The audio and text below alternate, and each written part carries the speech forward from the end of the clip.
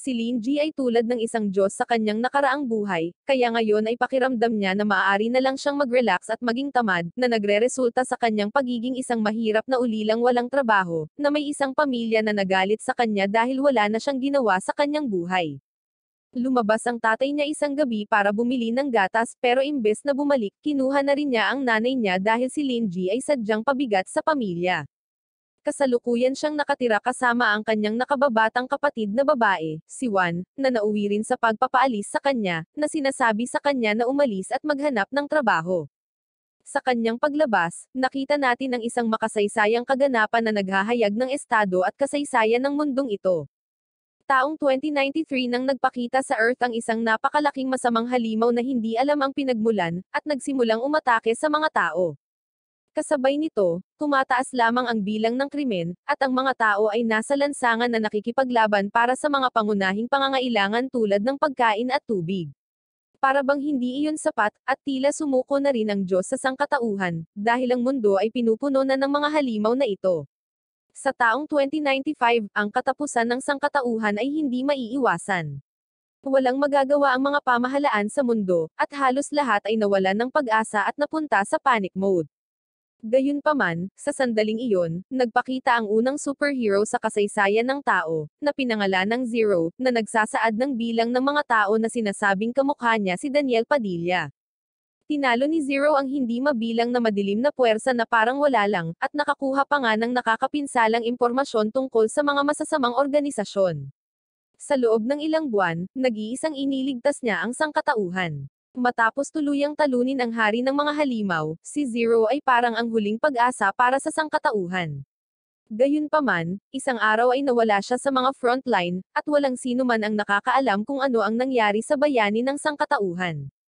Dahil sa inspirasyon ng kanyang walang kap-aris na kapangyarihan at kabayanihan, nagpa siya ang malalakas na tao mula sa buong mundo na magsanib puwersa at isinilang ang Hero Association, isang organisasyon ng mga taong may likas na kakayahan na may mga superpower na na-scout, lubusang nasubok, at na-deploy upang labanan ang mga halimaw at masasamang tao. Ang lahat ng mga bayani at kaaway ay inuri sa 8 ranggo, mula sa SS hanggang E-rank. At ibinabalik tayo nito sa simula ng kwento ni Linji, na, nakakatawa, ay talagang ang alamat sa likod ng maskara ng una at pinakamakapangyarihang superhero ng sangkatauhan, si Zero.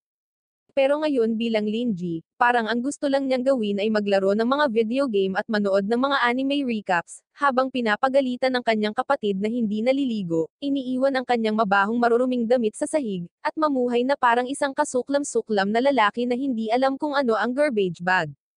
Isang araw habang naglalakad sa kalye, nakita ni Linji ang isang open stage show na ginanap ng isang lokal na sikat na male band na karaniwang gumaganap ng palabas tuwing weekend.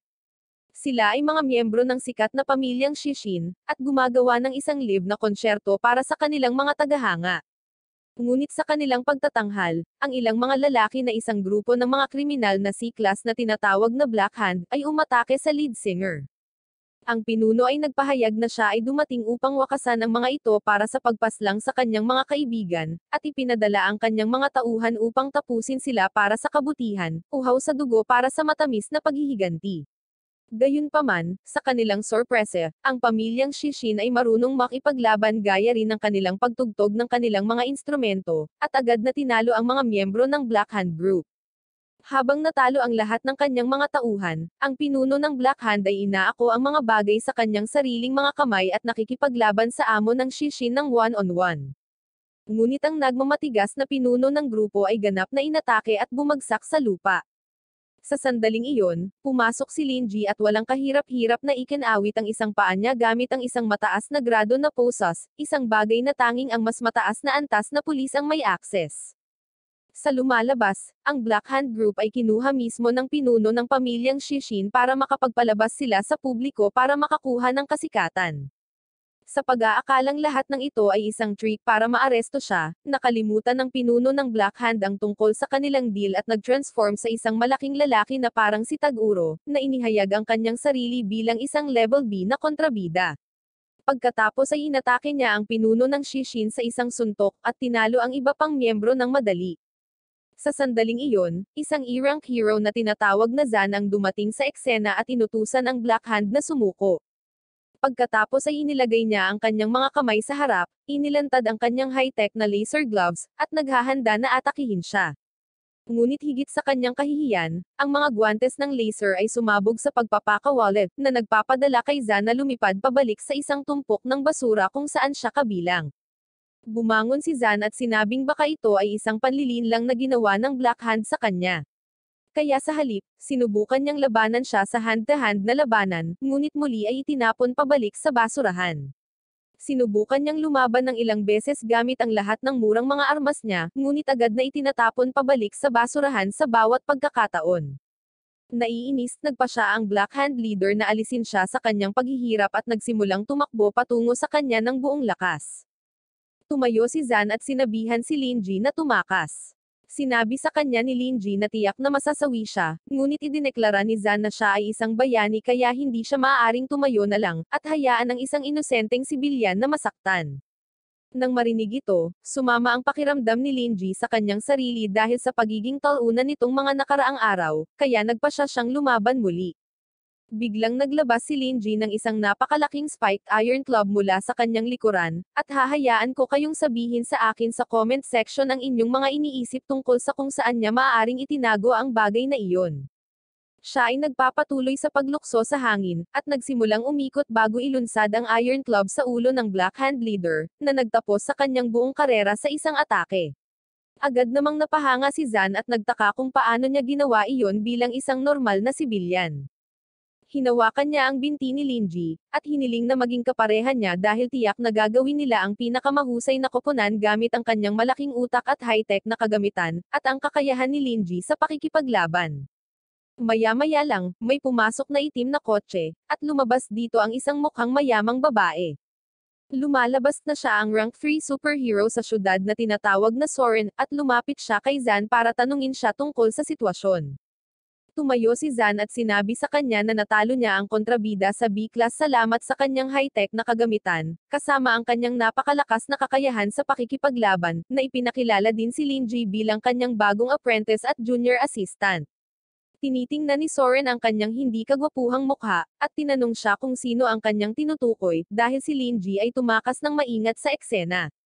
Pagkatapos noon, naglakad si Linji pauwi at naabutan ang kanyang kapatid na babae na nakikipagtalo sa kanyang potensyal na kasintahan na tinatawag na Winfrey.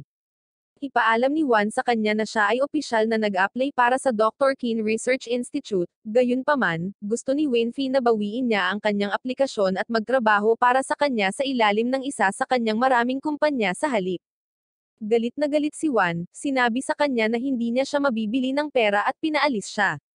Pagkatapos ay pumasok si Linji, at sinabi sa kanya na dapat siyang maging mas maalalahanin tungkol sa pagtanggi sa mga lalaking ganoon.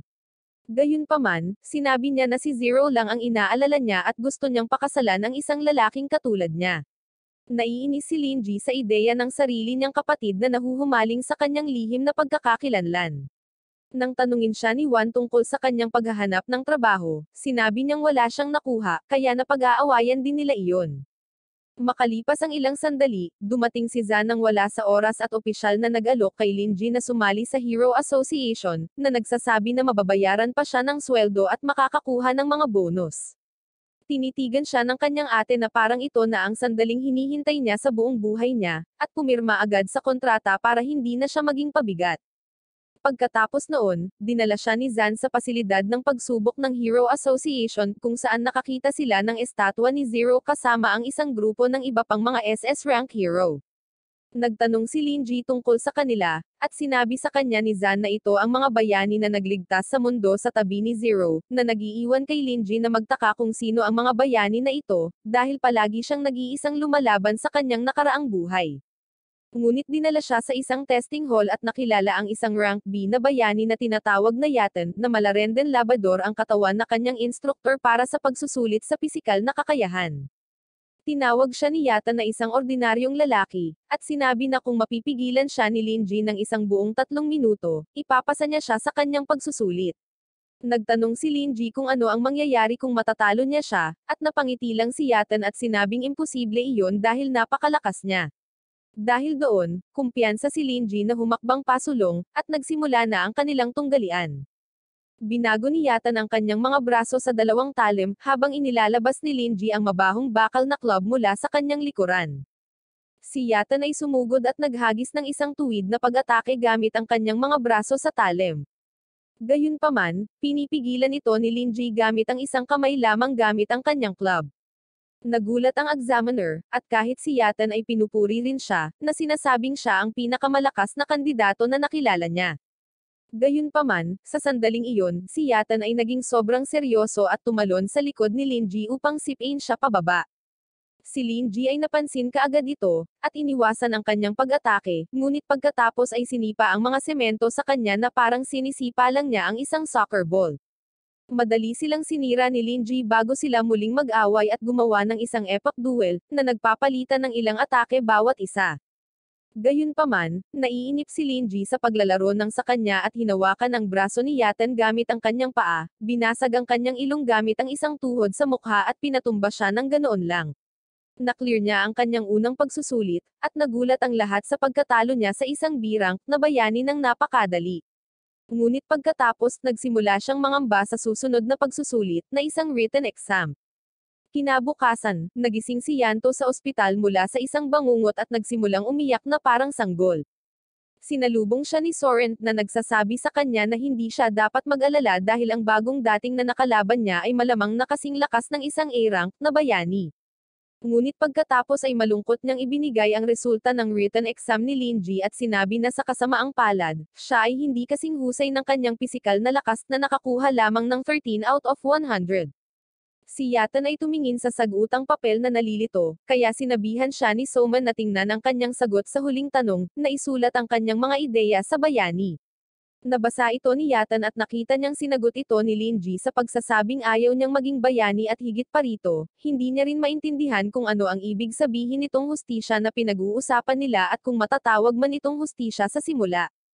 Samantala, sa labas ng main hall si Linji at lahat ng iba pang kandidatong bayani ay nakatayo sa harap ng test results board, kung saan pinagtatawanan ni Zan si Linji na nakakuha lamang ng 13 marka sa written exam. Sinabi niya na marahil ay dapat tingnan ni Linji ang pagtatapos ng ikatlong baitang bago pag-isipang maging bayani, at lalo pa siyang kinutya. Gayunpaman, hindi ito masyadong sineryoso ni Linji habang lumalayo siya na tinatawag siyang maingay. Sinamahan parent siya ni Zan sa paglalakad at sinabihan siyang magsaya, na sinasabi na hindi siya maaaring maging isang bayani ng mag-isa at kailangan niya ng kapareha na katulad niya. Ipinaliwanag niya na ang pagiging isang bayani ay higit patungkol sa paghahanap ng mga tamang miyembro ng koponan, at pagkakaroon ng mga tamang koneksyon upang mas mabilis na magranggo, na nagmumungkahi na dapat siyang maging mas bukas sa pakikipagtulungan sa iba at pagiging isang manlalaro ng koponan. Si Linji pagkatapos ay nagtatanong kung ang isang tao ay masyadong mahina, hindi ba sila magiging pabigat sa buong koponan at naniniwala din na ang pag-asa sa iba ay hindi talaga pagiging bayani. Pagkatapos, narinig nila ang isang grupo ng 3 mababang klas na bayani na binubuli ang isang lalaki na may salamin. Pinagtutulungan nila siya at inutusan siyang huwag na muling ipakita ang kanyang mukha sa kanila. Nagsalita ang binata, at sinabing kung hindi niya gagamitin ang kanyang kapangyarihan, tatakas ang mga kriminal at magdudulot ng higit na pinsala sa mga ordinaryong sibilyan. Gayunpaman, walang pakialam ang mga bully sa mga ordinaryong sibilyan, dahil hindi naman sila nagdudulot ng gulo, kaya paano nila tataasan ang kanilang ranggo bilang bayani? Mas mabuti na raw ang mga kriminal na makatakas kaysa mahuli ng isang nerd na may 4 na mata na tulad niya, at sabihan siyang magbitiw agad sa Hero Association, or kung hindi, patuloy pa rin nila siyang pagtutulungan. Ang lalaking may salamin ay tinatawag silang mga peking bayani, at tumugon sila sa pamamagitan ng pagtawa sa kanya, na nagsasabi na siya ay isang mahinang lalaki na masasawi tulad ng dakilang Zero. Pagkatapos ay itinapon nila siya, ngunit nasalo siya ni Linji na parang alpha male. Samantala, sumugod si Zan at inatake ang lalaking humadyos sa kanya. Hinaharangan lang ng lalaki ang kanyang suntok, at tinawag siyang isa pang mahina na Zero fanatic, at naghahanda na umatake. Gayunpaman, sumugod si Linji sa pagitan nila at pinigilan silang dalawa. Napaatras ang lalaki at ipinahayag na sila ang sikat na grupo ng D-rank heroes, ang Golden Triangle Brothers. Maya-maya lang, may tumawag sa kanila na may asol na buhok mula sa gilid at nagtanong kung pwede ba silang mag-usap sandali.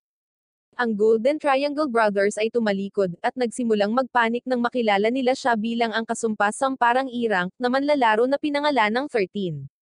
Nagsimula siyang maglakad patungo sa kanila, na ikinatakot nila, at bago pa siya humakbang pasulong, tumakbo ang Golden Triangle Sisters kasama ang kanilang maliliit na buntot na nakasukbit sa pagitan ng kanilang mga binti. Pagkatapos makita ito, si Linji at ang iba pa ay talagang namangha, at ang lalaking may salamin ay nagpakilala bilang King Yan. Tinawag siya ni Zan ng apat na mata at pinagtatawanan siya, habang si Linji ay nagpapakilala ng normal at nagtatanong tungkol sa E-ranker na nagpatakas lang sa grupo ng D-rankers. Ipinakilala ng lalaki ang kanyang sarili bilang 13, at sinabi na kahit na siya ay isang E-ranker lamang, ang mga tao ay natatakot sa kanya, at sila lang din ang nagtrato sa kanya bilang isang normal na tao sa mga taon. Tinanong siya ni Linji kung talagang wala siyang kaibigan, kaya inilabas ni 13 ang kanyang mobile at ipinakita sa kanya ang larawan ng kanyang anime cosplayer na jowa. Sinabi ni Zan kay Linji na si 13 ay tila isang lalaki na gusto ng mga 2D na character, ngunit si Linji ay naging isang kapwa-tao ng kultura at lumakad papunta kay 13 upang ipakita sa kanya ang kanyang cosplayer din na jowa.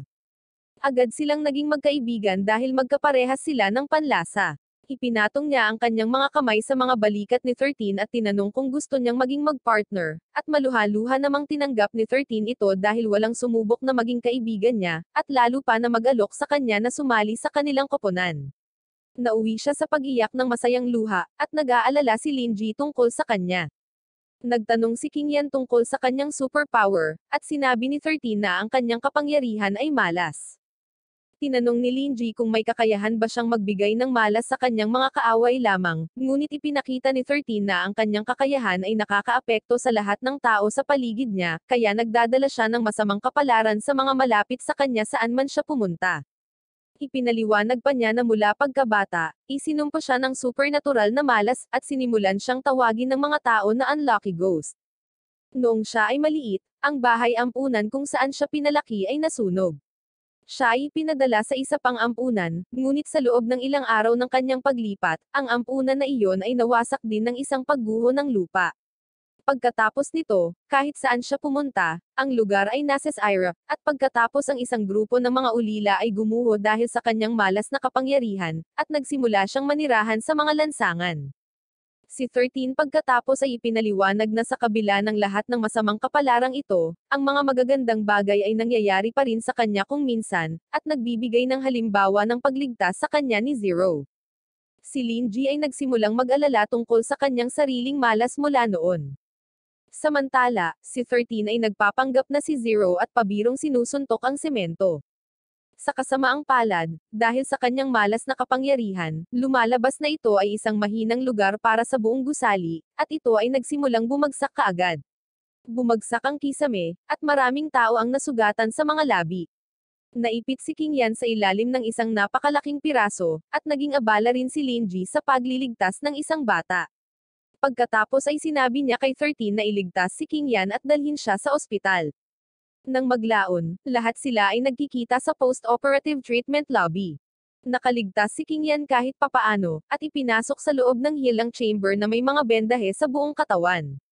Masyadong masama ang pakiramdam ni 13 sa kanyang ginawa, ngunit sinabihan siya ni Linji na itigil na ang pag-aalala tungkol dito, at gusto pa rin niyang sumama sa kanila bilang miyembro ng kanilang partido.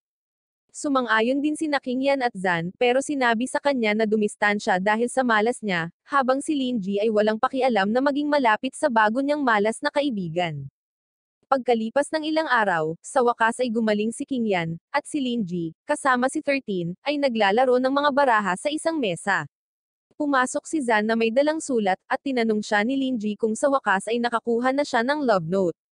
Ipinahayag ni Zan na hindi pa siya ganoon kaswert at biglang napaluhod sa lungkot. Ngunit si Zan ay nakakuha sa kanilang hero group sa kanilang unang trabaho, at iyon ang nagpa-excite sa kanya. Ang kanilang misyon ay hulihin ang isang grupo ng mga kriminal na nakikipagpalitan ng mga masamang bagay. Dapat ay mayroong isang grupo ng mga mersenaryong kriminal na C-rank, ngunit sa ilang kadahilanan, ang mga aksidente ay nangyayari sa kanilang lahat, kaya marami sa kanila ang nagsimulang umalis sa grupo. Ang aming mga bayani ay nananatili sa isang kalapit na gusali habang binabantayan ni 13 ang mga kriminal, habang sina Linji at Zan ay nagre-relax sa rooftop, kumakain ng bacon at beef chips.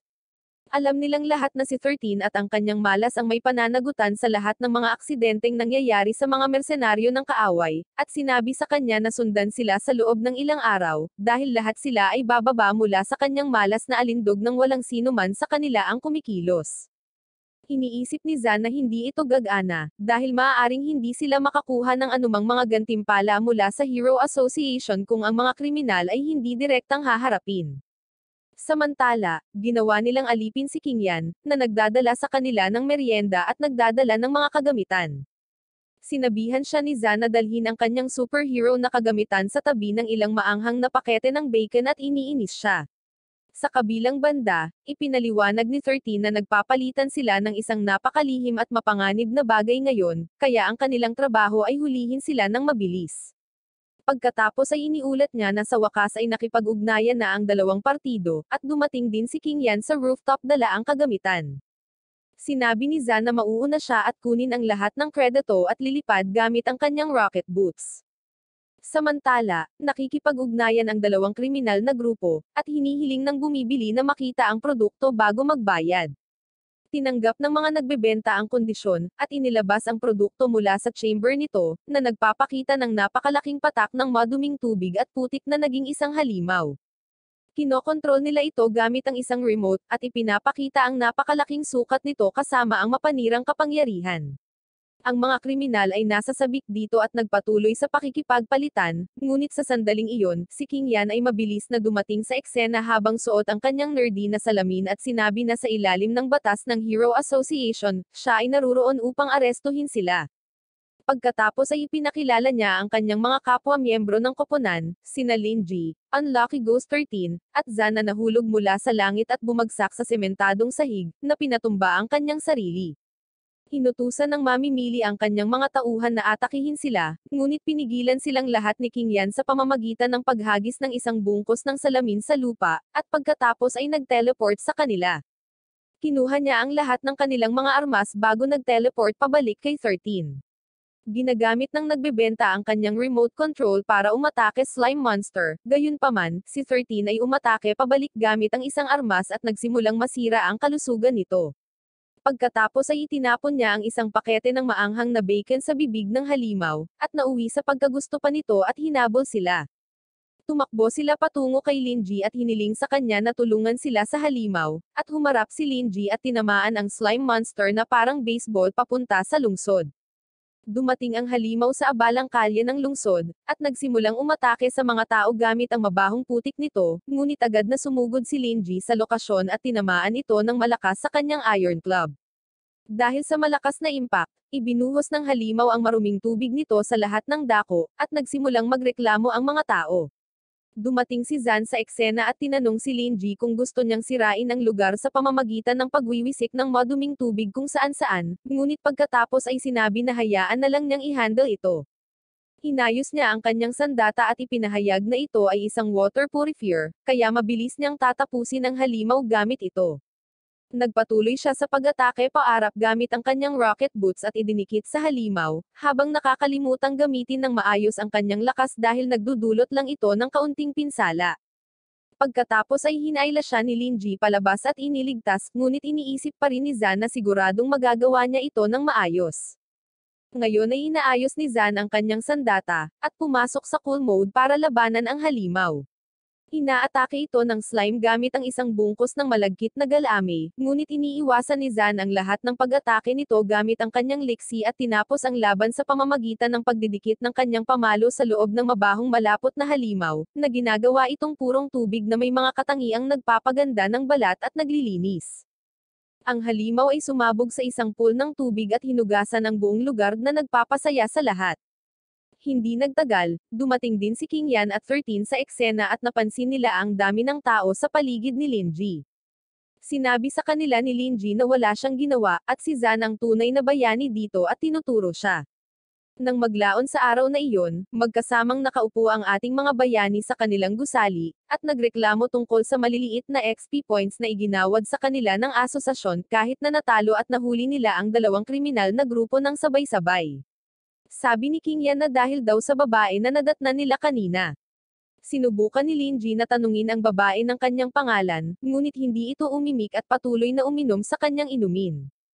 Pinag-usapan ni King Yan at Zan kung paano siya haharapin, ngunit sa sandaling iyon, tumunog ang doorbell, at nalaman nilang nasa pintuan ang rank 3 na bayani na si Soren.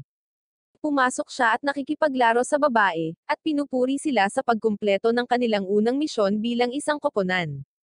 Sinabihan siya ni Linji na huwag magpaligoy-ligoy at tinanong siya tungkol sa babae. Binibigyan niya sila ng USB at hinahayaan silang isaksak ito sa TV screen. Ipinaliwanag niya na ilang taon na ang nakalilipas, ang kumpanya ng genetic evolution ay nagtatag ng maraming kawang-gawa sa buong mundo para sa mga batang walang tirahan, ngunit ang kanilang kasalukuyang layunin ay gamitin ang mga batang ito upang magsagawa ng kanilang mga kasuklam-suklam na eksperimento. Ang batang babae na natagpuan nila ay ang isa at tanging matagumpay na eksperimento na lumabas sa pasilidad na iyon, habang ang lahat ng iba pang mga bata ay nasawi bilang collateral damage. Matapos marinig ito, nagalit si Linji at tumayo, pinakawalan ang kanyang walang cap-ars na kakayahan. Tinatanong niya kung ano ang ginagawa ng Hero Association nitong mga taon, at kung bakit hindi pa nila tinatapos ang lahat ng ito. Gayunpaman, napagtanto ni Linji na hindi na siya si Zero, kaya huminahon at sinabing nahihirapan lang siyang kontrolin ang kanyang emosyon, humihingi ng paumanhin sa sobrang galit. Pagkatapos nito, nagpatuloy si Soren na sinasabi na natural, iniimbestigahan nila ang kanilang mga karibal na kumpanya sa loob ng maraming taon. Ngunit pagkatapos niyang magsaliksik at maghukay ng kanilang kasaysayan, nalaman niyang may mga kaalyado ang masasamang kumpanya sa loob ng Hero Association, at iyon ang dahilan kung bakit walang nakapagsara sa kanila. Sa ngayon, kung tutuusin, ang tunay na salarin sa likod ng lahat ng ito ay walang iba kundi ang presidente ng Hero Association, si Rui mismo. Pagkatapos ay sinabi niya sa kanila na ang maliit na batang babae ay isang napakahalagang paksa para sa kumpanya ng Gene Evolution, at tiyak na susubukan nilang makuha muli siya sa lahat ng paraan. Tinanong ni Linji kung si Soren ay hindi isang senior member ng asosasyon at bakit wala siyang magawa tungkol dito. Ngunit sumagot si Soren na pagkatapos ng gabing ito, hindi na niya magagarantiyahan ang sarili niyang kaligtasan, kaya wala siyang ibang pagpipilian kundi ang umasa sa kanila. Sinabi niya na sa pagkakataong ito ang asosasyon ay malamang na magpadala ng mga propesyonal na sinanay na asasin upang mahuli ang babae. Kinaumagahan, nagpasya si Linji at ang iba pa na ilabas ang batang babae para mamili. Hiniling din ni Linji ang kanyang kapatid na sumama sa kanila para makatulong siya sa pagkuha ng ilang gamit para sa batang babae. Tinanong ni Juan kung saan niya kinuha ang batang babae na iyon, at sinabi ni Linji sa kanya na iniligtas niya siya sa isang misyon at dapat siyang protektahan dahil wala siyang kapatid, magulang, or tahanan na mapupuntahan. Nang marinig ito, talagang nalungkot at nakikiramay si Juan at tumingin sa kawawang babae. Agad niya itong niyakap, tinatanong kung okay lang ba siya at kung sinasaktan ba siya ng kanyang kapatid sa anumang paraan or hindi. Pagkatapos ay dinala niya siya upang kumuha ng masarap na pagkain at bumili ng mga bagong damit para sa kanya, at sinabi sa kanya ni Linji na magpatuloy at magpapahinga siya saglit kasama ang kanyang mga kaibigan, at magiging malapit sila.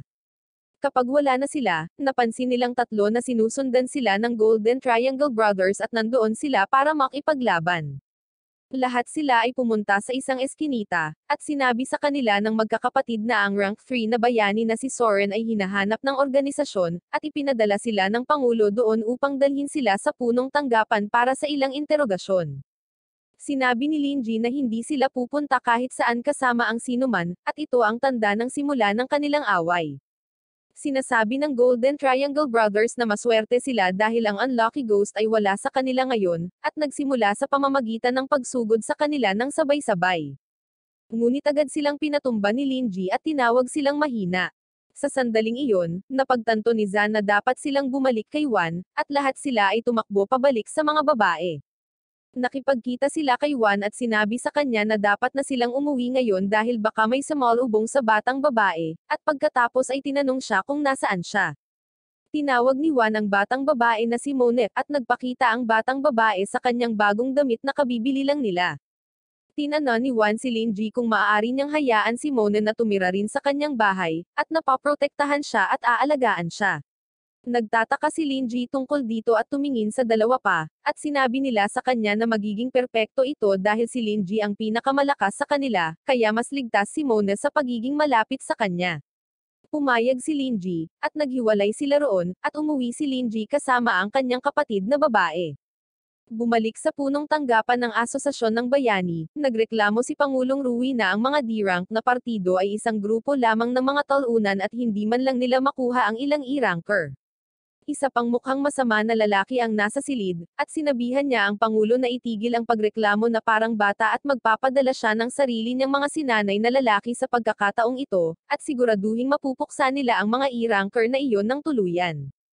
Kalaunan ng gabing iyon, inatake si Zan ng isang babaeng ninja na pumasok sa kanyang bahay at nauwi sa pagpaslang sa isang dummy model na may kakaibang hawakan sa bibig nito. Sa tingin niya ay ulo ito ng isang bangkay at nagsimulang sumigaw, ngunit pagkatapos ay tumangala siya upang makita ang isang pader na puno ng mga mukha na may katulad na mga hawakan na nakasuksok sa loob ng kanilang mga bibig. Sa sandaling iyon, pumasok si Zan sa silid at nagtanong kung ano ang nangyayari, at sinabi sa kanya ng ninja na tatapusin niya siya gamit ang kanyang sariling sandata, itinulak ang isa sa mga rod sa kanyang bibig. Napaiyak si Zan, at lumalabas na ang mga rod na ito ay mga espesyal na high-tech na toothbrush na ginagawa niyang gamit sa kanyang mga misyon ng bayani. Susunod, kinuha ng babae ang tila isang lightsaber handle at pinakawalan ang talim ng plasma mula dito.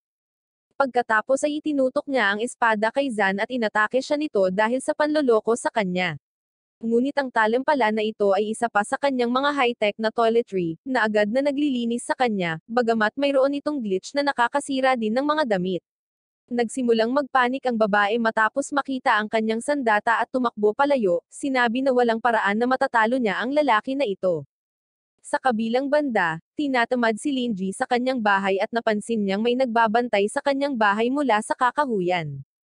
Agad siyang nagpakita sa likod ng salarin, na lumalabas na isang nangungunang A-rank assassin mula sa Hero Association.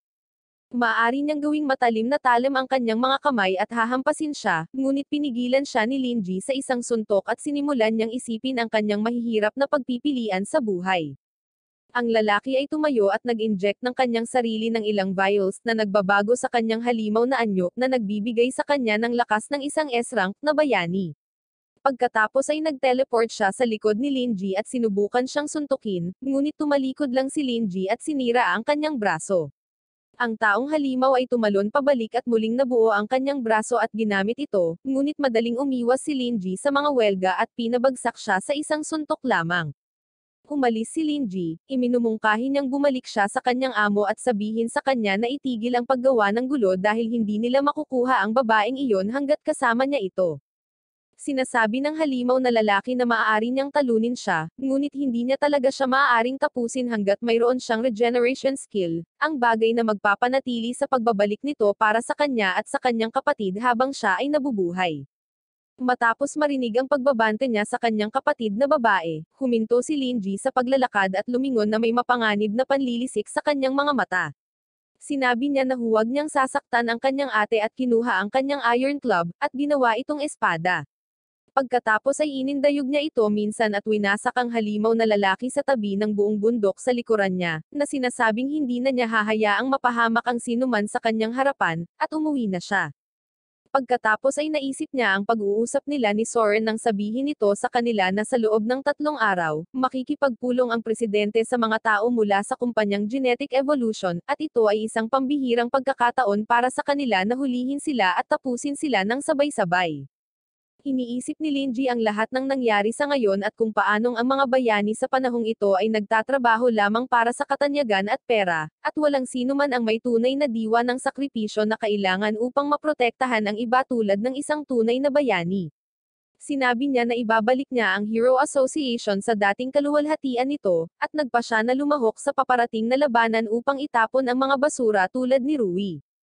Kinabukasan, sina Linji, Zan, at King Yan ay sumama kay Soren sa kanilang lihim na base, at sinabi niya sa kanila ang tungkol sa kanilang plano. Si Rui at ang kumpanya ng Genetic Evolution ay magkikita ngayong gabi, at para mailabas silang lahat ng sabay-sabay, kailangan nila ng higit pang tulong. para makabawi, nag-imbita si Soren ng ilang A-rank na bayani mula sa syudad, kabilang ang Ice Mage na si Ye at ang grupo ng Muscle League. Kung mabibigo sila ngayong gabi, ang mga kahihinatnan ay magiging mapaminsala, dahil ang genetic evolution na gamot ay kumakalat sa paligid ng merkado, at ang napakasamang mga tao ay magtatapos sa paggamit ng dami ng kapangyarihan. Tumingin si Lin Ji kay Ye at tinawag siyang hindi kagandahan, kaya nagsimula silang mag-away. Tinawag din niya si King Yan na nerd na may 4 na mata at sinipa siya. Gayunpaman, sinubukan ni Soren na pakalmayan ang mga ito sa pagsasabing si Lin Ji lamang ang nakagawang sirain ang mga depensa ni Rui syudad. Tinanong ni Ye si King Yan kung bakit siya naroon, at sinabi niyang nakuha na ni Rui ang kanyang address, at hindi siya makakauwi hanggat hindi niya nasisigurong siya ay mapupuksa.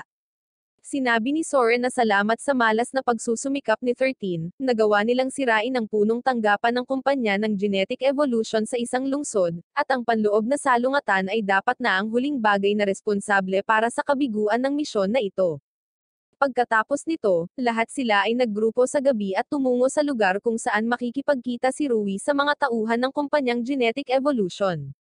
Nandoon din ang mga miyembro ng Muscle League, at mukhang interesado talaga sila sa mga braso ni Lin Ji.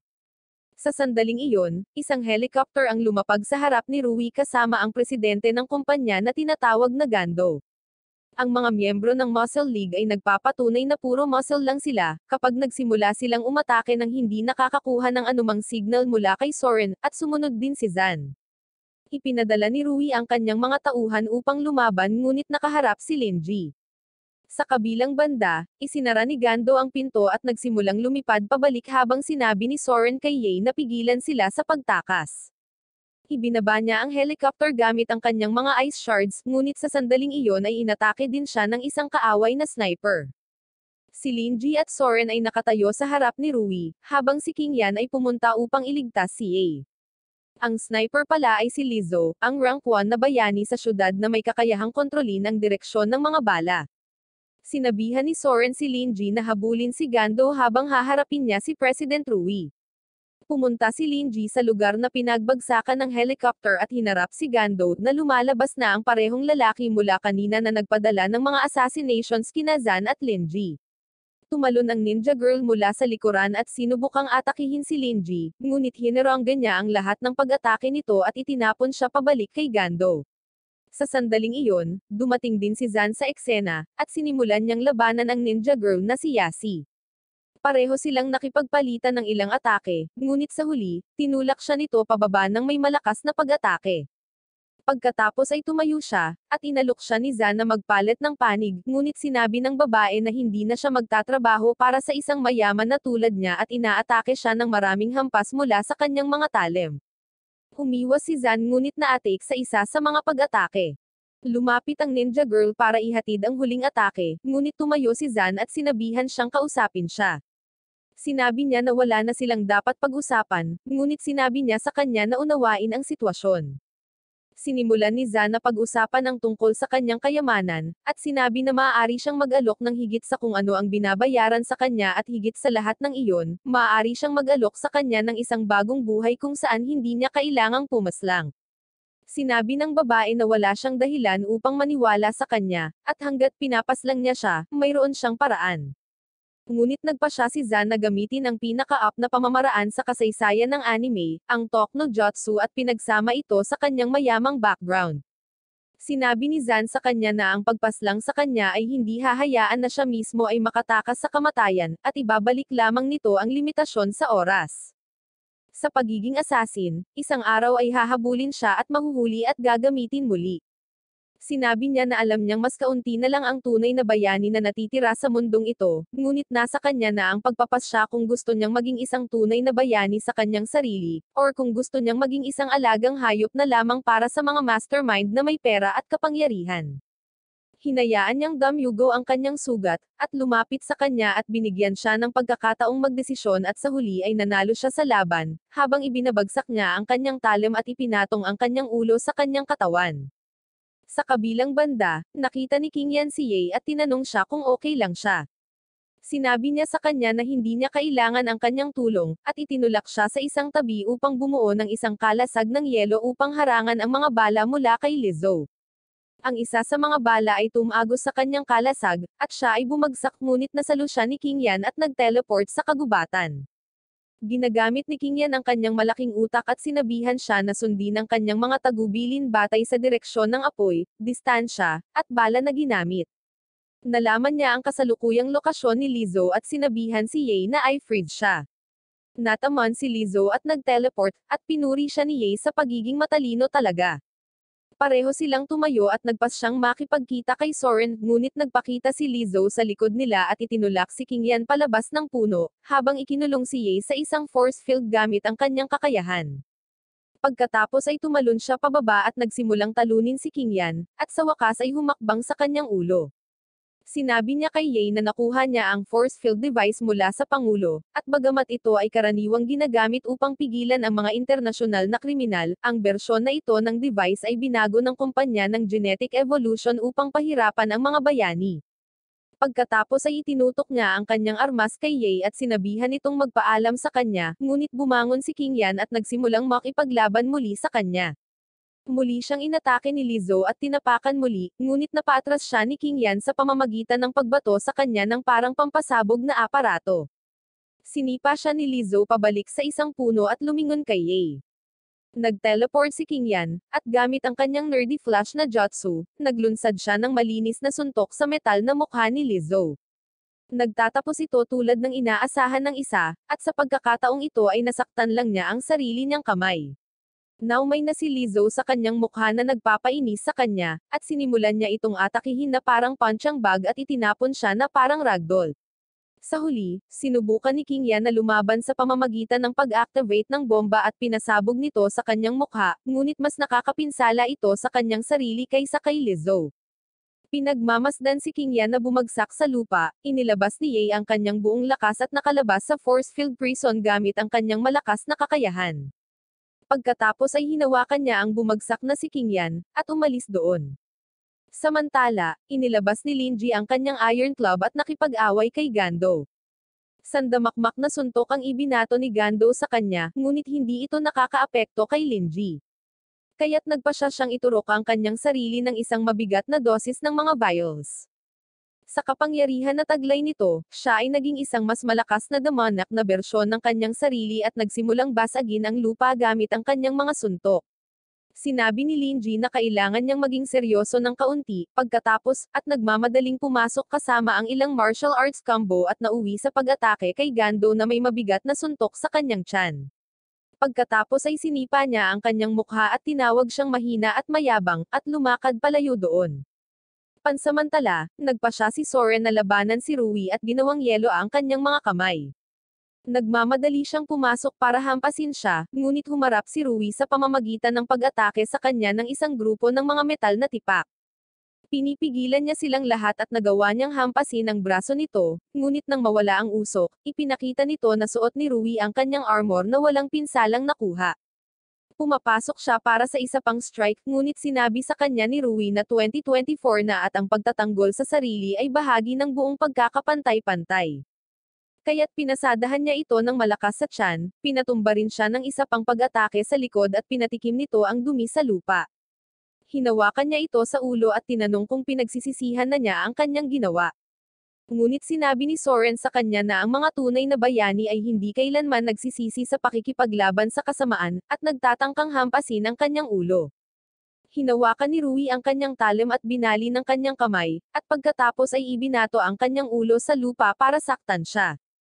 Pagkatapos ay binuhat siya nito sa kanyang leeg, at sinabi sa kanya na ito na ang katapusan para sa kanya. Sinabi ni Soren na handa siya para dito at ginagamit ang kanyang kakayahan na Ice Lotus para hawakan siya sa lugar. Sinabi niya sa kanya na ito ay walang silbi, ngunit sinabi ni Soren na kailangan lang niyang hawakan siya doon sandali at tawagin ang pangalan ni Linji para sa kanyang tulong. Sa sandaling iyon, tumalon si Linji at nagpakita sa likod ni Rui, pinalipad siya ng may malakas na hampas mula sa kanyang makapal na bakal. Tinulungan niya si Soren na tumayo, at sinabihan nila si Rui na sumuko. Ngunit mayroon pa rin siyang dosis ng ilang mga vials na natitira at ini-inject ito sa kanyang sarili, na nagiging S-level na halimaw. Ipinatawag niya ang kanyang mga spike na bakal at pinaputukan ang mga ito. Napansin ni Soren na sila ay mas malakas kaysa dati. Pagkatapos nito, muling inatake ni Rui si Soren gamit ang mga spike at nahuli siya ng walang bantay. Ngunit tumalon si Linji at hinarangan ang pag-atake gamit ang kanyang Iron Club. Pagkatapos ay sumugod siya patungo kay Rui at hinampad siya ng isang malakas na hampas na madaling masira ang kanyang mga Iron Spike na panlaban at napayuko siya sa kanyang mga tuhod. Tinanong niya si Linji kung isa rin siyang S-ranker na hindi nila alam, ngunit sinabi ni Linji na hindi niya alam dahil wala pang nakakapaghusga sa kanya ng maayos. Sinabi ni Rui na hindi ito mahalaga at nag-teleport sa likod niya. Gumagamit siya ng sinaunang martial arts footwork at sinabing walang makakaiwas dito. Pero umiiwas lang si Linji sa lahat ng atake niya na para bang may ultra instinct siya, at pinipigilan ang suntok niya gamit ang isang kamay. Pagkatapos ay hinawakan niya ito tulad ni Goku at itinapon sa hangin. Gumamit si Rui ng self-destruct para atakehin siya gamit ang isang bungkos ng mga pira-pirasong bakal, ngunit iniwasan ni Linji ang lahat ng ito at sumugod pababa upang hampasin siya gamit ang kanyang Iron Club na pinabagsak siya sa lupa. Kapag natapos na ang laban, tinanong siya ni Soren kung wala na si Rui, ngunit sinabi ni Linji na alam niya kung paano kontrolin ang kanyang lakas at dapat na siyang magising pagkatapos ng ilang araw sa ospital. Pagkatapos ay tinanong siya ni Soren kung siya ay talagang isang S-rank na bayani, at sinabi ni Linji na hindi niya alam. Sa sandaling iyon, dumating si Zan kasama ang unang miyembro ng kanyang magiging jowa, si Yasi, at tinutokso silang dalawa ni Linji. Hinihagis ni Yasi si Zan sa lupa, at sinabing hindi ito katulad ng iniisip nila. Hinalok lang niya ito ng pagkakataong magtrabaho para sa kanya, kaya nagpasya siyang pumunta kung saan naroon ang pera. Sinabi ni Linji na ang isang mayaman na lalaki na tulad ni Zan ay maaaring makawala sa ganoong alok, at pinagtatawanan siya habang si Zan ay nakahiga sa lupa na dumudugo tulad ng isang fountain at sinabihan silang tumigil sa pagrereklamo at tulungan siya. Tumayo silang dalawa, at humingi ng treat si Linji kay Zan, at sinabi ni Zan na magpapaparty sila sa isang magarbong hotel. Mukhang masaya ang lahat sa resulta ng misyon na ito, ngunit sa sandaling iyon, pumasok si Ye kasama ang isang walang malay na King Yan at humingi ng tulong. Makalipas ang ilang araw, ginagamot sina King Yan at Zan sa ospital, habang ang pambansang balita ay nag-uulat ng mga headline tungkol sa mga masamang transaksyon na ginawa ng Hero Association. Muling nakabalot sa mga benda na parang mommy, nagrereklamo si King Yan tungkol sa tiwaling gobyerno at walang binanggit na sila ang nakahuli sa kanila, at nagtataka siya kung bakit dapat silang katakutan ng sinuman bilang mga tunay na bayani. Gayunpaman, masaya siyang makakuha ng kasintahan mula rito habang inaalagaan siya ni Ye, at pinapakain siya ng sopas gamit ang kanyang mga kamay. Sa kabilang panig ng kortina, tinatangkilik ni Zan ang pagtrato mula kay Yasi at sinabi na bilang mga tunay na bayani tulad ni Zero, dapat silang masanay na itago ang kanilang tunay na merito at katanyagan. Sa sandaling iyon, pumasok si Linji at tinanong si Ye tungkol sa kanyang kapatid na si Soren. Sinabi ni Ye na sinabi niya sa kanya na sasalubungin niya siya sa kanyang bahay, ngunit isang linggo na ang nakalipas at hindi niya ito nakikita. Sa sandaling iyon, pumasok si Soren mula sa likuran at tinanong siya kung namimiss niya siya. Sinabi niya na ang kanilang grupo ay hindi magkakaroon ng problema sa pamilya ng matandang presidente na si Rui, at ang kanyang pamilyang Dong ay nakipag-usap sa kanila. Pagkatapos ay sinabi niya na ang labanan na ito ay pinatunayan na lahat sila ay maaaring gumamit ng ilang pagsasanay, at ipinapakita na siya ay nag-book ng isang espesyal na pasilidad ng pagsasanay para sa kanila mula sa Hero Association. Nasa sabik dito sina Zan at King Yan, ngunit sinabi ni Linji na hindi siya sasama dahil mas malakas na siya kaysa sa kanilang lahat. Nagalit si Ye sa kanyang komento at sinabi na ang isang tao ay dapat palaging naghahanap patungo sa pagpapabuti ng kanyang sarili. Ngunit sinabi ni Linji na madali niyang kunin ang lahat ng ito ng sabay-sabay at hindi pinagpapawisan. Sinabayan siya ni Ye sa hamon na ito, at pumunta silang lahat sa rooftop para ipakita sa kanya na puno siya ng kayabangan. Kasama sa laban sina Soren, Ye, Zan, at Yasi na sabay-sabay na umaatake kay Linji habang si King Yan ay nanonood mula sa gilid sa kanyang wheelchair. Madaling hinaranggan ni Linji ang lahat ng kanilang mga pag-atake, at sinabing wala silang pakiramdam ng pagtutulungan ng magkakasama. Pagkatapos ay sinipa niya si Zan at sinuntok si Ye pabalik ng napakalakas. Si Yasi ay sumugod at nagsimulang umatake sa kanya, at sinundan ni Soren ang kanyang mga kakayahan sa pagmamanipula ng yelo at mga bitag sa Ice Lotus. Ngunit pinasabog na lang ni Linji ang lahat ng ito ng isang suntok at hinayaan si Soren na bumagsak din. Tumalon si Yasi at sinubukang gumawa ng kaunting pinsala, ngunit napakadali niya siyang pinatumba. Para matapos na ang lahat, inatake ni Linji si Zan dahil gusto niya lang. Pagkatapos nito, binati niya silang lahat at sinabi na kailangan niyang sunduin si Mona. Tinanggap ni Soren ang napakalaking pagkakaiba sa pagitan ng kanilang lakas, at sinabi sa lahat na mag-ayos at maghanda para sa pagsasanay. Nag-opt-out si King Yan dahil sa kanyang mga pinsala, at sinubukan din ni Zan na tumakas, ngunit hindi sila pinabayaan ni Soren na makatakas. Kinagabihan, mukhang nasira ang mukha ni Linji dahil sa ginawa sa kanya ng kanyang kapatid na babae. Dumampot pala sina Linji at Mona ng isang maliit na aso mula sa kalye pauwi at gustong itago ito. Si Juan na parang umaastang nanay nila ay sinasabi sa kanila na alisin ito, dahil ayaw niya sa mga aso. Ngunit si Mona at ang aso ay gumagamit ng puppy eyes, at ito ay nagiging sobrang epektibo laban sa kanya. Kinaumagahan dinadala niya ang aso sa paglalakad kasama niya sa Dr. Kin Research Institute. Plano niyang gamitin ito bilang isang pang-eksperimentong paksa at pataasin ang IQ nito, hanggang sa magsimula itong magsalita at makapagbasa ng mga libro. Sinabi niya kay Dr. Kin na panoorin ang kanyang pananaliksik, ngunit sinabi niya na siya ay abala at humihingi ng paumanhin sa kanya dahil sa hindi pagpunta sa araw na iyon. Si Dr. Kin pala ay abala sa pakikitungo sa pinuno ng pamilya ng dating Pangulong Rui, at sa kanyang sarili. Nandito sila para kunin ang data mula sa paralisadong Rui na ngayon, at sinabi sa kanila ni Dr. Kin na hindi na maaari. Nang marinig ito, pinaslang lamang ng pinuno ng angkan si Rui at sinabing walang lugar ang mahihinang tao sa kanyang pamilya. Pagkatapos nito, nagsimula silang maglakad palabas at binati sila ng bagong presidente ng Hero Association, gayon din ang batang master ng pamilya Dong, si Yong. Si Yong ay nakatatandang kapatid ni Soren at Ye. Sinabihan siya ng pinuno ng angkan ni Rui na huwag gumawa ng gulo, at hindi pa rin niya nalutas ang isyo sa pagdidikit ni Soren sa kanyang sarili sa hindi nararapat. Sinabi ni Yong na haharapin niya ito at sinabi sa kanya na ito ay isang mahalagang oras para sa kanilang plano, at kaya hindi siya dapat mag-alala tungkol sa isang babae. Sa sandaling umalis siya, tinanong ni Yong si Kin tungkol sa pananaliksik na pinondohan niya at sinabing nagdala siya ng isang katulong para sa kanya at ipinakilala si Dr. Muesli. Pagkalipas ng ilang araw, bumalik si Soren at ang iba pa mula sa kanilang pagsasanay at nakipagkita kay Linji, sa punong tanggapan ng Hero para sa pambungad na talumpati ng bagong chairman ng Hero Association. Binati ni Soren si Linji at tinanong siya kung namiss niya siya, ngunit kumilos si Linji na parang isang alpha male at sinabi sa kanya na siya ay nagiging kakaiba sa araw-araw.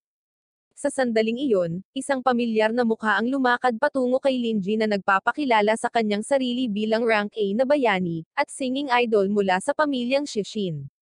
Tinawag niya itong master at humingi sa kanya ng mga tip upang mapalapit kay Soren, ngunit sinabihan siya ni Linji na ilayo sa kanya ang kanyang malilim na gawi sa negosyo. Hindi nagtagal, ang pagbubukas ng seremonya ay nagsisimula sa pag-akyat ni Yong sa entablado at nagpahayag ng kanyang talumpati na parang isang tunay na politiko. Pagkatapos ng kanyang talumpati, tinanong ni 13 ang iba kung dapat ba siyang pumunta at makipag-usap sa bagong pangulo tungkol sa pagbibigay sa kanya ng bagong pagsusuri sa ranggo. Ngunit ang iba ay inatake siya at sinabihan na ilayo ang malas niyang mukha sa buong gusali, kung hindi ay sisirain niya ito tulad ng huling pagkakataon. Samantala, pumunta si Soren sa likod ng entablado at kinausap ang kanyang kapatid at tinanong kung nandoon siya para iuwi siya. Ngunit sinabi ni Yong na naroon siya para sa ibang negosyo at pagkatapos ay hinawakan siya sa kanyang mukha, at sinabihan siyang maglinis ng kanyang mga kalat. Kung susubukan niyang takasan ang mga ito, hahanapin siya nito sa impyerno at ibabalik siya kahit na kailanganin niyang kaladkarin ang kanyang buhok. Maya-maya, pumasok sina Linji, Zan, King Yan, at 13 at tumabi kay Soren. Lumapit si Yong kay Linji at sinabing kinikilala niya ito bilang ang lalaking nagpabagsak kay Rui, at nag-alok sa kanya na sumama sa kanyang pamilya. Nakangiting tumingin sa kanya si Linji at saka magalang na tinanggihan ang alok nito. Tumalikod si Yong at sinabing ayos lang, at pagkatapos ay sinabi sa kanya na may mga taong katulad niya noon na tinanggihan ang kanyang alok para lang umabot sa 6 na talampakan sa ilalim ng lupa. Sinabihan siya ni Linji na puntahan siya kung gusto niyang tapusin siya, at sinabing mas mabuti siya kaysa sa isang ipokrito na sinungaling na tulad niya na nagsasabi ng kasinungalingan sa lahat. Nay na si Yang at pinakawalan ang kanyang kapangyarihan, at napayuko ang lahat sa kanyang harapan. Sinabi niya kay Linji na itigil ang pag-iisip na siya ay mas malakas sa kanya pagkatapos matalo ang ilang mahihinang kalaban. Ngunit si Linji ay nakatayo pa rin ganap na hindi nababahala sa kanyang mahinang kapangyarihan, at sinabi na ang kanyang kakayahan sa pag-iisip ay kasing sama tulad rin ng kanyang mukha. Lalong nagalit si Yong at sinusubukang pataasin ang pressure sa iba. Ngunit pina-attrad siya ni Linji na lumilipad na may bigla ang paglansad ng sarili niyang lakas, at pinasuka siya ng dugo. Sinabihan siya nito at pagkatapos ay naglakad pabalik upang tulungan ang kanyang mga kaibigan, at si Yong ay lumabas na parang naiinis pa din. Sa kanilang paglabas, pinag-usapan nilang lahat ang posibilidad na kasabwat ni Yong si Rui at ang kanyang masama na pag-uugali kay Soren. Nagpa siya si Linji na ipadala si 13 na gabayan si Soren at sinabihan siyang magtanong tungkol dito sa kanya. Sa sandaling iyon, nakatanggap siya ng tawag mula sa kanyang kapatid na babae, si Wan, at sinabi nito sa kanya na kumpleto na ang eksperimento sa aso, at maaari niya itong kunin. Sinabi ni Linji na okay at nagpa siya na pumunta doon kasama si Zan. Pagkatapos ng kanyang tawag, si Wan ay nilapitan ni Dr. Muesli, na nagtanong sa kanya tungkol sa kanyang pananaliksik at namangha sa kanyang aparato na maaaring gumawa ng isang aso na maging matalino, na maaaring makapagbasa at magsalita. Sinabi niya sa kanya na ipagpatuloy ang mabuting gawain at umalis. Pagkatapos, hinayla si Wan ni Willow, ang lalaking patuloy na nire-reject niya matapos siyang yayain ng maraming beses. Sinabi niya sa kanya na umalis dahil hindi siya kailanman magpapakasal sa kanya, ngunit sinabi ni Willow na nandito siya upang sabihin sa kanya na tumakas mula sa lugar na ito dahil ang mga sumusuporta sa pananaliksik ni Dr. Qin ay walang iba kundi ang pamilya ng dating Pangulong Rui, at ang kasalukuyang pamilya ni President Yong. Sinabi niya na may pinaplano silang masama, at mapanganib para sa kanya na manatili pa dito. Pinag-isipan nito ni Wan ng kaunti at napagtanto niya na nagsasabi siya ng totoo, at sinabi na dapat niyang iligtas si Dr. Qin at hindi siya duwag na mag-iiwan ng ibang tao sa panganib at bumalik papasok. Sa sandaling umalis siya, tinawagan ni Willow ang kanyang sekretarya at sinabihan siyang maglagay ng ilang bodyguard sa paligid ni Wan, at siguraduhing hindi siya masasaktan sa anumang paraan. Samantala, papunta sina Linji at Zan sa institute, at napansin ni Linji na may mga taong nagbabantay kay Wan mula sa malayo. Nahuli niya ang isa sa kanila at pinagawa si Zan ng ilang kadudad ang mga bagay para isuko niya ang kanyang mga kaalyado. Pagkatapos, pumunta sila sa rooftop at pinatumba lahat ng bodyguards. Sinabi ni Zan na kabilang sila sa isang kumpanya sa ilalim ng utos ni Willow. Nang marinig ito, talagang nagalit si Linji at naisip na si Willow ay dapat na sinusubukang kunin ang kanyang kapatid na babae dahil tinanggihan siya nito ng maraming beses, at sinabing pupuntahan niya siya at pagbabayaran siya para sa pagpapadala ng mga tauhan niya sa kanya. Sa kabilang banda, si Willow ay nakatanggap ng ulat mula sa kanyang sekretarya na ang lahat ng mga bodyguard na kanilang inilagay ay napatumba, at walang naaalala. Iniisip niya kung naramdaman ba ni Yong na pinoprotektahan niya si Wan, at nagpa siyang protektahan siya kahit anong mangyari. Samantala, naglalakad sina Linji at Zan sa lab ni Wan para kunin ang asong mas mataas ang IQ kaysa kay Linji. Binigyan ni Linji si Wan ng isang espesyal na kwintas, at sinabihan siyang pindutin ang button sa gitna para tawagan siya kung sakaling malagay siya sa anumang uri ng problema. Iniisip ni Wan ang tungkol sa mga pamilya ni Nayong at Rui, at sinabing hindi dapat madamay ang kanyang kapatid sa mga ganitong mapanganib na bagay, at sinabihan silang dalawa na umuwi kasama ang aso at kaya niyang alagaan ang kanyang sarili ng maayos. Sa kabilang panig ng lungsod, binabantayan ni 13 ang mansyon ni Soren at napansin niya ang isang makislap na kotse na humihinto sa harap ng bahay. Maya-maya, may ilang robot na naglalakad sa harap nito, at mula sa loob, lumabas ang isang blonde-haired guy. Siya pala ang bagong young master ng pamilya ni Rui pati na rin ang fiancé ni Soren. Nilimpasan niya siya at sinabing siya at ang kanyang pamilya ay isang grupo ng mga masasama, at hinawakan siya ni young master Zico sa kanyang buhok at inihagis siya sa lupa. Sinabi niya na sisiguraduhin niyang lilinisin ang kanyang bibig gamit ang kanyang espesyal na toothbrush kapag ikinasal na sila. Sinabi ni Soren sa kanya na tapusin na lang siya kung ayaw niyang makita siya, ngunit sinabi ni Zico na walang magiging kasiyahan doon at aasahan niya ang kanilang buhay mag-asawa. Pagkatapos nito, sinabi niya sa kanya na pumasok sa kanyang kotse na parang isang mabuting babae. Ngunit bago niya magawa ang anumang bagay, isang grupo ng mga lalaki mula sa Muscle League ang pumasok at nagsabing narinig nila ang sigaw ng isang ginang. Tumingin sila kay Soren na nakahiga sa lupa, at sumugod patungo kay Zico, ngunit ipinadala niya ang kanyang mga robot at inihampas ang mga ito pababa sa lupa. Sinabi ni Soren na susundin niya siya, at nagmakaawa sa kanya na ihinto ang kanyang mga robot, ngunit dinala siya nito sa loob ng kotse at pinapanood siya habang patuloy na tinatalo ng kanyang mga robot ang mga miyembro ng Muscle League. Sa kalaunan ay ginamit ni Soren ang kanyang kakayahan at itinutok ang isang talim ng yelo sa kanyang leeg, at sinabihan siyang huminto. Tumingin si Zico sa kanya at tinanong siya kung talagang iniisip niyang banta ang kanyang magiging asawa, at napansin niyang may paparating na bala. Sinalo niya ito sa pagitan ng kanyang mga daliri at itinapon pabalik, at inatake si 13 pababa mula sa isang puno. Pagkatapos ay bumuo siya ng wind blade at nilaslas din ito si 13, at tinamaan si Soren sa isang tabi, na tinawag siyang nakakainis. Sinabi niya na magiging mabuti siya at gagawin ang gusto nito bilang kapalit ng pagpapaalis niya sa kanyang mga kaibigan, at sinabi niyang okay lang at sumama sa kanya para magsaya. Ngunit nang makalabas na sila ng mansion, inutusan niya ang kanyang mga robot na tapusin ang lahat ng nagtangkang umatake sa kanya.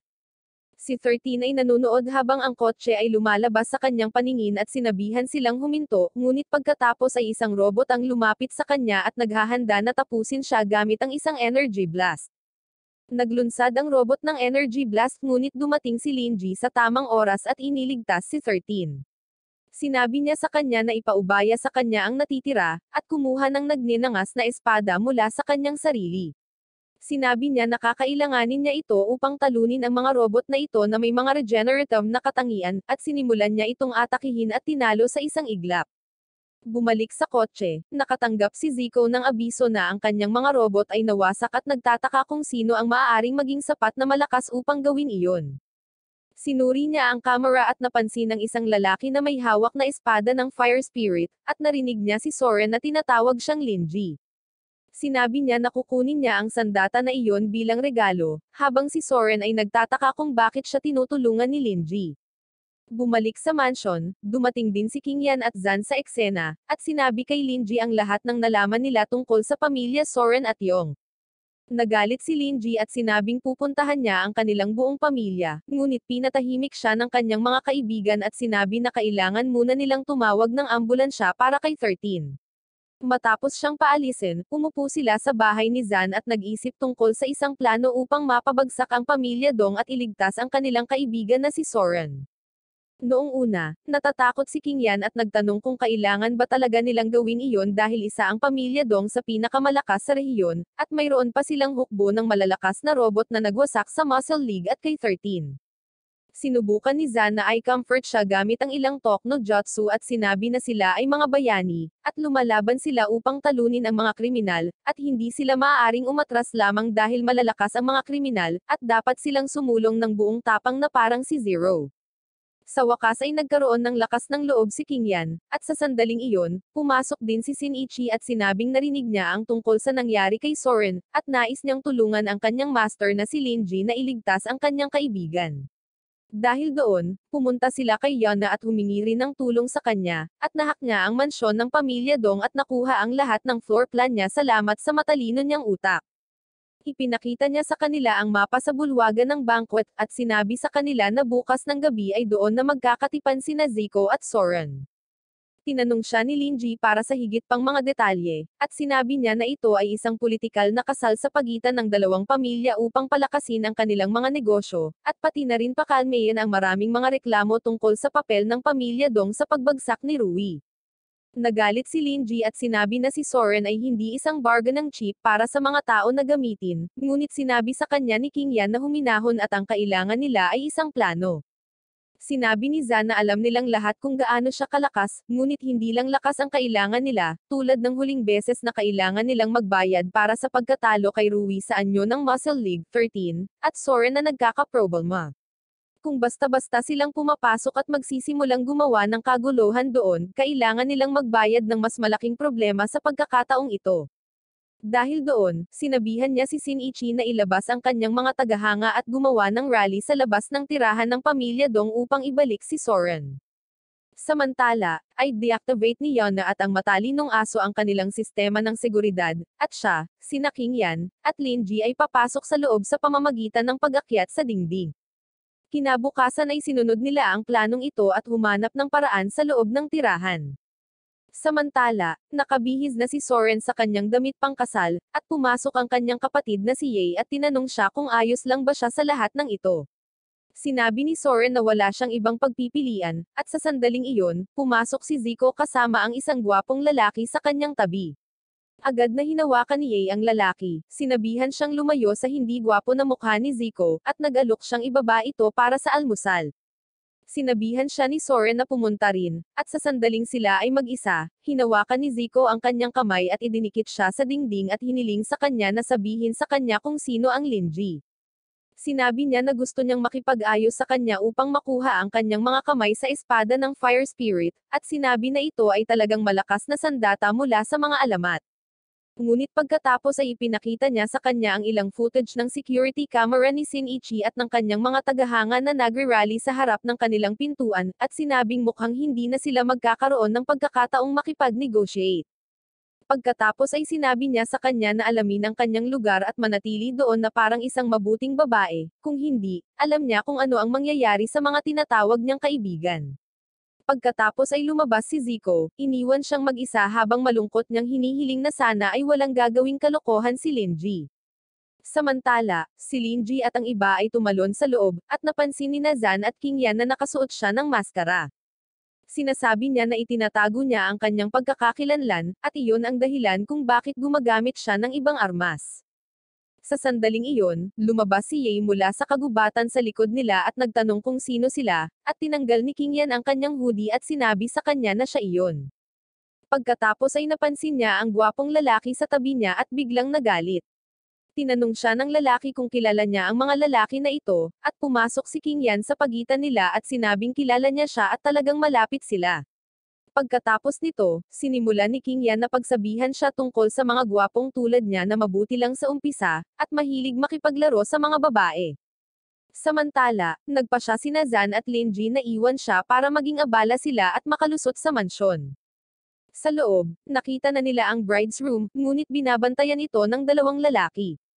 Sinabi ni Lin Ji na pupunta siya at tapusin ang mga ito, gayunpaman, hiniling ni Zan na hayaan siyang gawin ang trabaho ng isang bayani at lumabas. Agad niyang sinimulan ang pakikipaglaban sa kanilang dalawa, at dinala sila sa kabilang panig ng bulwagan. Nang malinaw ang kanyang landas, pumasok si Lin Ji at nakipagkita kay Soren. Tinanong niya ito kung bakit hindi siya tumatakas at huwag sayangin ang sakripisyong ginawa ng kanyang mga kaibigan. Sinabi ni Soren na tinutupad lang niya ang pangako sa kanyang pamilya na hindi na niya sila guguluhin at nagsisimulang umiyak. Pero niyakap siya ni Lin Ji at sinabing mahalaga talaga siya sa kanya at hindi niya hahayaang gamitin siya ng ganito. Ipinaliwanag niya na ang pamilya Dong ay isa sa pinakamalakas sa rehiyon, at ang paglaban sa kanila ay mangangahulugan ng maraming problema. Gayunpaman, sinabi ni Lin Ji na haharapin niya ang sinumang magtangkang saktan siya or ang kanyang mga kaibigan, at pagkatapos ay binasag ang pader sa harap nila gamit ang kanyang armas. Sa pagtingin sa kanyang malaking sandata at matatag na pasya, gumaan ang pakiramdam ni Soren at hinawakan ang kanyang kamay habang nagpasya silang tumakas mula sa lugar na iyon. Tumalon sila pababa at nagsimulang dumaan sa napakalaking puno na humahantong sa pader na kanilang inaakyatan. Habang naglalakad, bigla silang nakasalubong ni King Yan na inatake ng walang iba kundi si Zico at ang kanyang dalawang robot. Natakot si Soren na tumingin sa kanya, ngunit hinawakan ni Lin Ji ang kanyang kamay at binigyan siya ng lakas ng loob at pagkatapos ay lumakad upang harapin si Zico mismo. Pareho silang nagsalita ng masama sa isa't isa ng ilang sandali, at pagkatapos ay nagpa siya na ayusin ang kanilang mga hindi pagkakaunawaan sa pamamagitan ng one-on-one arena fight. Ang kanilang taya ay na kapag nanalo si Lin Ji, makukuha niyang muli si Soren, at hindi siya haharap sa anumang kahihinatnan para doon. Sa kabilang banda, kung mananalo si Zico, tutulungan siya ni Lin Ji na makamit ang kanyang layunin at ibibigay din ang kanyang espadang Fire Spirit. Pareho silang sumang-ayon at itinakda ang laban sa arena ng kompetisyon kasama ang mga pinuno ng parehong mga clans na nagbabantay sa kanila. Tumayo si Zico at sinabing tatalunan niya si Ling at ipapakita sa kanya ang tunay na lakas at kaluwalhatian ng angkan ng Dong, at mapapanalunan ang maalamat na espada ng Fire Spirit mula sa kanya. Nang marinig ang pangalan ng maalamat na sandata, ang parehong mga pinuno ng clan ay naging interesado sa resulta ng laban at tinatanggap ang mga tuntunin at kondisyon nito. Ang head ng Dong ay nagsabi kay Zico na huwag gamitin ang kanyang buong lakas at hayaan silang simulan ang laban. Si Zico ay tumalon pababa sa loob ng arena, at ipinatawag ni Linji ang kanyang glaive weapon na kilala bilang ang Asher Dragon's Crescent Blade at naghandang lumaban din. Si Zico ay kumilos ng mayabang sa simula pa lang, at sinabi na kailangan lang niya ng isang daliri para makilaban sa kanya. Kahit na siya ay isang mayabang, siya pa rin ang itinuturing na pinakamalakas sa mga nakababatang henerasyon ng Dong Clan at isang taong karapat-dapat na seryosohin. Gayunpaman, maaaring magandang payo iyon para sa ibang tao, ngunit si Linji ay masyadong malakas, at nagpasya siyang makipaglaro kay Zico ng ilang sandali. Sinimulan niya ang labanan sa pamamagitan ng paglansad ng dalawang wind blades kay Linji, ngunit pinutol niya ang mga ito gamit ang kanyang talem at pagkatapos ay nagsimulang tumakbo patungo sa kanya. Pareho silang nagkikita sa gitna at nagsimulang makipaglaban sa isa't isa gamit ang hand-to-hand martial arts. Ginagamit din ni Linji ang kanyang talem, ngunit dumpense si Zico sa pamamagitan ng pagbabalot sa kanyang mga braso ng malakas na hangin at lumalaban sa ganoong paraan. Pareho silang nag-aaway, at pinaulanan ni Zico ng wind bullet si Linji at pagkatapos ay sinuntok siya. Ngunit iniwasan ito ni Linji at humarap pabalik gamit ang sarili niyang suntok, at pareho silang napaatras pagkatapos umatake sa isa't isa. Sinabi ni Zico na ang oras para sa paglalaro ay tapos na, at nagpakawalan ng isang barrage ng wind blade sa kanya tulad ng isang gatlang weapon. Ngunit hinarap ni Linji ang lahat sa kanila gamit ang kanyang talem, at tumalikod gamit ang kanyang glaive weapon upang kontrahin si Zico, na nagpaplanong atakihin siya mula sa likuran. Iniligtas ni Zico ang kanyang sarili mula sa pagkakahati sa huling sandali, sa pamamagitan ng paglipad pataas at iniisip kung saan nagpunta si Linji. Pagkatapos ay tumingin siya sa likod at napansin siyang lumilipad siya sa likuran niya, at sinipa siya ng malakas sa arena. Sa sandaling pareho silang bumalik sa lupa, nagsimulang tumakbo si Linji patungo sa kanya upang ihatid ang huling atake, ngunit inatake siya ni Zico sa pamamagitan ng pagbato sa kanya ng dalawang mabibigat na bato, at pagkatapos ay bumuo ng isang multi-layered na hadlang upang harangan ang kanyang pag-atake. Ngunit napatunayang napakalakas ni Linji para sa kanya, at nagawa niyang harangin ang kanyang pag-atake sa huling bahagi ng kanyang mga hadlang at pakikibaka para sa kanyang buhay.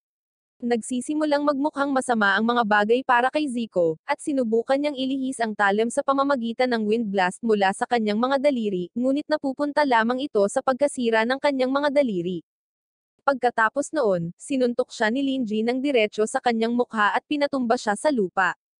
Bahagyang nakabangon si Zico, ngunit nagpasya si Linji na ilabas ang kanyang lakas at pinakawalan ang dragon sa loob ng kanyang talem. Pagkatapos nito, pinaikot niya ang kanyang glaive weapon at naghatid ng mabilis na pag-atake sa dibdib ni Zico, na nagsasabi na ito ay kabayaran para sa kanyang ginawa kay 13. Nakaramdam ng kahihiyan, ginamit ni Zico ang lahat ng kanyang kapangyarihan upang ipatawag ang isang higanteng talem ng enerhiya sa kalangitan at ibinagsak ito kay Linji, ngunit lumipad lang siya at iniiwasan ang lahat. Pagkatapos ay bumalik siya ng may flying kick sa mukha ni Zico, at pinalipad siya pabalik sa pader sa labas ng arena. Dahil ayaw tanggapin ni Zico ang kanyang pagkatalo, sinabi ni Zico na kung hindi siya manalo, walang mananalo, at inilabas ang Forbidden Scroll ng kanyang clan. Inilabas niya ang Forbidden Jutsu na natutunan niya mula sa dakilang Kakashi Senpai, ngunit hindi sinasadyang napunta sa paggamit ng pagiging matanda na jutsu, at naging isang mabahong lalaki na may purple na mga bagay sa paligid niya na sumisira din sa buong arena. Si Soren ay nagmamadaling bumaba at hinanap si Linji, at nakipagkita rin kina Zan at King Yan. Lahat sila ay tumangala kay Zico, at nagtataka kung ano ang kanyang ginawa para mag-level up ang kanyang lakas.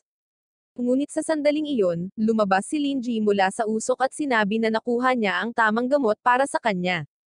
Sa pagtingin sa kanya, si Zico ay naging balisa at inatake siya ng isang malakas na energy beam, ngunit sinalungat ito ni Linji gamit ang kanyang sariling pag-atake gamit ang kanyang talem at inatake niya si Zico ng napakabilis.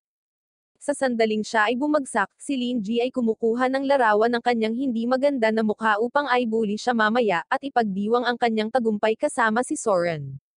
Habang nangyayari ang lahat ng ito, lihim na lumayo si Yong at nagpas siyang gamitin ang forbidden technique ng kanyang angkan para maging isang makadiyos na nilalang. Hindi niya maiwasang mainggit kay Linji dahil sa pagiging matatag niya at nagawa pang kunin ang kapatid. Kaya't nagpasya siyang wakasan ang mundong ito, na ipinaalam sa lahat ng naruroon na ihanda ang kanilang mga sarili. Pinapasok niya ang lab ni Dr. Qin at ginagamit niya ang teknolohiyang pinapagawa niya sa kanya. Naprotektahan ni Willow si Wan, ngunit pareho silang nakahiga doon na walang malay habang sinisimulan ni Yong ang makina at nilalampasan ang sangkatauhan kapalit ng pagkakaroon ng banal na kapangyarihan. Si Yong ay naging isang makadiyos na bersyon ng isang taong nagngangalang Johnny na may maraming kasalanan. Pinakawalan niya ang kanyang makadiyos na aura at ginawang nawalan ng malay ang lahat sa lugar, at nagsimulang pagtawanan ang mga ito dahil sa pagiging kalunos-lunos na nilalang. Ngunit sa kanilang lahat, nakatayo pa rin ang isa, at tumangala siya para purihin si Linji dahil nasaksihan niya ang kanyang makadiyos na aura. Nagpatawag siya ng napakalaking madilim na ulap at sinabi kay Linji na haharapin niya ngayon ang galit ng isang Diyos, at aatakehin siya ng isang aura na tigre. Sinuntok lang ito pabalik ni Linji at pinadalhan din siya ng malakas na shockwave. Lumakad si Linji at sinabi na siya ay isang mahinang nilalang na nagpapanggap na Diyos, at ito ay talagang nagpapagalit kay Yong. Siya ay gumawa ng butas sa mga ulap sa itaas at hinayaan ang kanyang sarili na mapunta sa spotlight mula sa araw, habang sinasabi niya na siya ay isang tunay na Diyos. Sinabi sa kanya ni Linji na ang pagkakaroon ng nagniningning na kalbo na ulo ay hindi siya gagawing isang Diyos, at na dapat niyang tingnan ang kanyang hitsura. Ngunit nagalit si Yong at sinabihan siyang sumuko sa harap niya or masasawi siya. Sinabihan siya ni Linji na ibigay sa kanya ang kanyang pinakamalakas na pag-atake, at nagsimulang ngumiti si Yong, sinabi na hinahanap niya ang parehong sagot. Dahil doon, pinalutang niya ang ilang malalaking bato sa kalangitan habang pinapatawag niya ang isang grupo ng mga bagyo at buhawi, at sinasalakay si Linji kasama nila. Lumaban si Linji gamit ang kanyang glaive weapon, at lumipad upang labanan siya sa himpapawid. Ilang sandali pa ang kanilang pag-aaway bago nagawang hampasin siya ni Yong patungo sa lupa, at nahuli siya ng walang depensa na may kakayahan sa Divine Spirit na nagbibigay daan sa kanya na makita ang loob ng kaluluwa ng isang tao. Pagdating sa loob, plano ni Yong na alamin ang tungkol sa mga kinakatakutan ni Linji at gamitin ang mga ito laban sa kanya, ngunit sa huli ay nakakita siya ng isang grupo ng mga napakalakas na halimaw at natanon niyang hawak niya ang katawan ng isang batang babae, habang tumitingin siya ng may masakit at galit na mga mata. Itinulak siya nito pabalik sa realidad, at nagtataka si Yong sa nakita niya at tumingin sa ibaba para makita si Linji na kakaiba ang kinikilos. Sinabi niya na hindi niya hahayaang maulit ang kanyang nakaraan, at nagsisimulang mag-transform sa isang itim na anyo. Sa isang malaking pagsabog ng bumabagyong enerhiya, ipinakita niya ang kanyang sarili sa anyo ng maalamat na bayani na si Zero. Sinabi ni Yong na hindi posible na siya ang maalamat na bayani na si Zero, at inaatake siya ng isang grupo ng mga buhawi, ngunit si Zero ay nagpakawala ng isang sinag ng pulang enerhiya mula sa isang madilim na talem, at pinutol ang madilim na ulap pati na rin ang mga pag-atake ni Yong. Nasaktan ang braso ni Yong ngunit sinabi niya na hindi pa siya sumusuko, at nagpatawag ng napakalaking titan ng purong enerhiya sa paligid niya at inatake si Zero gamit ito. Si Zero ay tumalon at umupo sa kanyang mga kamay at sinabi na hindi niya nagamit ang diskarteng ito sa loob ng maraming taon. Pagkatapos, itinutok niya ang kanyang itim na espada sa kanyang mukha. Ipinapalakpak ni Yong ang kanyang mga kamay sa pagtatangkang ipitin siya, ngunit pagkatapos ay binibigkas ni Zero ang pangalan ng kanyang pamamaraan, ang Divine Judgment. Nagpapalabas ito ng napakalakas na alon ng dark energy na tumatagos sa kanyang enerhiya, at nagpapabalik kay Zico na bumagsak sa Earth. Tumayo si Zico at umiyak na parang tol-unan at sinabing hindi siya tatanggap ng pagkatalo. Si Zero man or hindi, hindi siya masasawi at ipapayuko ang sarili sa harap ng iba.